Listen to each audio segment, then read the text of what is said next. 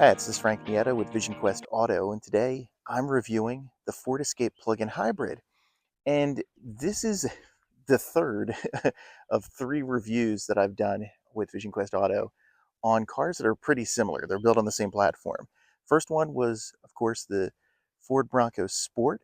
That was my wife's car. That's a car that I did a long-term review on. That was the first review that I've done for Vision Quest Auto. Um, the second one was just last week. I did the Lincoln Corsair plug-in hybrid. And of course, this week, doing the Ford Escape plug-in hybrid. Like I said, they're all built on the same platform. The Corsair and the Escape are both plug-in hybrids. So what's surprising to me about this car in particular is just how much I like it, to be honest. And look, I've driven every other version of the Ford Escape. I test drove back years ago the very first Escape. That first version that I'm talking about was, of course, like the Dexter era Ford Escapes, where they were very boxy, um, had that traditional SUV look, similar to what you see with Jeeps, and that you had seen with Ford back in the day. Um, they since changed their look to something similar to this. This has now been altered a few other times, and this is the current version of the Ford Escape. And it goes along the lines of what you find with pretty much every other SUV out there as far as looks go. But the thing that really impresses me about this car is how much it does right. When the Ford Escape first came out, it was competing with SUVs like the Jeep that I said, different Jeeps.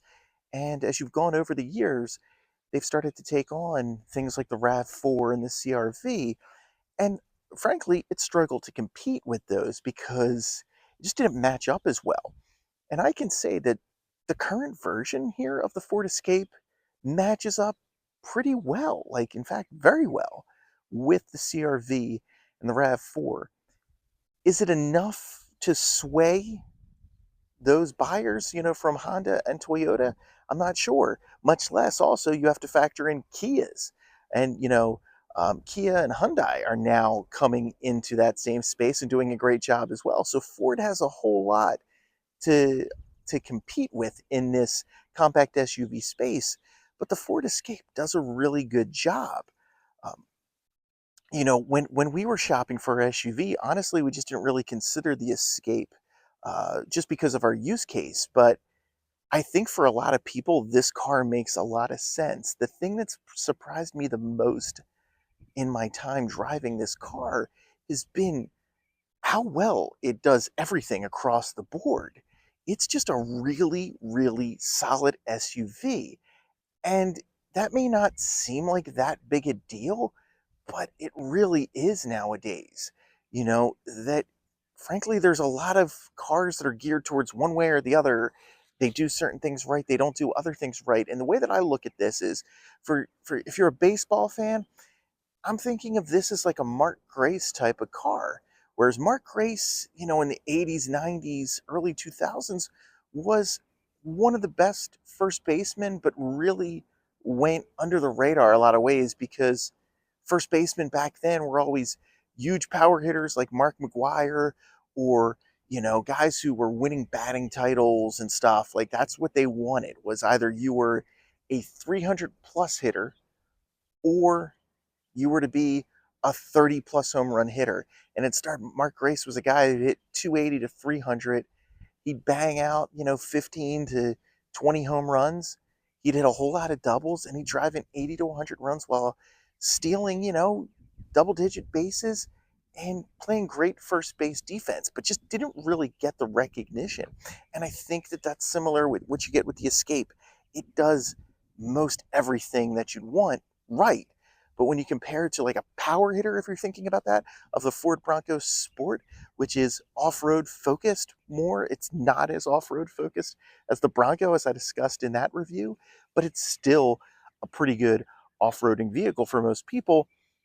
Very rugged car. This isn't that same thing, but it's pretty good. Similarly, the Lincoln Corsair is a luxury vehicle based on the same platform. And the Escape is not as luxurious as that car, but it's pretty well refined, especially in the higher trims, which this is one that I have. This particular model is about $47,000, and that's a lot of money. Don't get me wrong, but when it comes with all the bells and whistles, it's significantly cheaper than a Corsair. Again, this is a plug-in hybrid, top-of-the-line plug-in hybrid that has 360 camera. It's got a head-up display. It's got leather seats. It's got heated seats. It's got a heated steering wheel. It's got a 10-way power adjustable seat. It's got, everything that you'd really want in there. Now, it doesn't have the massaging seats. It doesn't have the 24-way power adjustable heated and cooled seats that the Corsair has. Its 360 camera doesn't provide a zillion angles the way that the Lincoln does. It provides the over-the-top angle and it provides a backup. It does a great job at those. Its head-up display it's one that has the little screen pop up. That's mainly because, as you can see, this has a very sloped back windshield, and that's for efficiency purposes, gas efficiency. So that's actually not anything lesser, but if that bugs you, then that's something worth noting.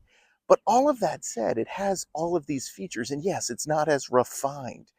It doesn't have the materials quality inside as the Lincoln, but it's also significantly cheaper. Also, I'll get into this later, this is quieter, and I found the ride to be just as nice as the Lincoln Corsair plug-in hybrid. So this is a really interesting choice. Again, will this be enough to sway buyers? I'm not sure, but it's a really good car. And the thing that surprises me is when I really think about those three cars, I think, and I'm getting ahead of myself for where we're going to go with the ratings wise, but this is a car that really probably suits most people. So if you're looking at the Bronco Sport, or you're looking at a Corsair, or you're looking at frankly at other compact SUVs, you really should go and take a look at the Ford Escape because it's pretty good. And so we're going to get into this some more here. We're going to go through the pros and cons that I have with this car. I'm going to touch on the categories that we have. So I'm going to talk about what song is this. I'm going to talk about, I'm going to score this in our ratings. I'm going to give you my long-term overview on the car, and then we're going to wrap things up. So let's get to it. So, I'm going to break this into some categories here now. And the first category that I have is, what song do I think this car is? And I think that this is the Beatles' Getting Better. That song has the important lyric, it's getting better all the time. And I think that's something that we're seeing with the Escape itself. This is a car that, as I said, it had that traditional SUV look, where it was boxy. It looked like it, was just a regular rugged SUV. Once the Escape moved away from that boxy shape to the more rounded look that we think of with the CR-V and even the RAV4, as well as other SUVs now from Kia and things like that. Once Ford went that direction, it didn't, I think that it got better as far as efficiency. I don't think it compared quite as well to the CR-V or the RAV4 at the time. Now, I think with this model, it really does compare pretty well. It's getting better all the time. So there you go. It's getting better all the time. Beatles. The next category that I want to talk about is Fat Guy in Little Coat, which is, of course, named after Chris Farley and Tommy Boy, where he takes David Spade's coat, does his little dance, Fat Guy in Little Coat, rips it, something that doesn't fit. Something that doesn't quite fit in this car, and I gotta be honest, there's a whole lot to like about this car. And honestly, the only thing that really doesn't fit when it comes to the Ford Escape, again, it's pretty nitpicky. I don't like the dial shifter that this has. It carries over from the Bronco Sport, or the Bronco Sport carried it over, depending on which way you want to go with that. Not a big fan of it. It's just, it's going to be the shifter. And then honestly, the other thing is, I do really appreciate the head-up display. I really, really do. I really appreciate the head-up display that they include in this car. I'm not a fan of the head-up display that pops up, the plastic look. I'd rather it be fully on the windshield. And I understand that Ford went with this really extreme swoop back windshield for fuel efficiency, but you know, if it was a little bit boxier, maybe I personally, I think I'd give up a little bit of fuel efficiency just to have the head-up display right on the windshield. Again, this is extreme nitpicking.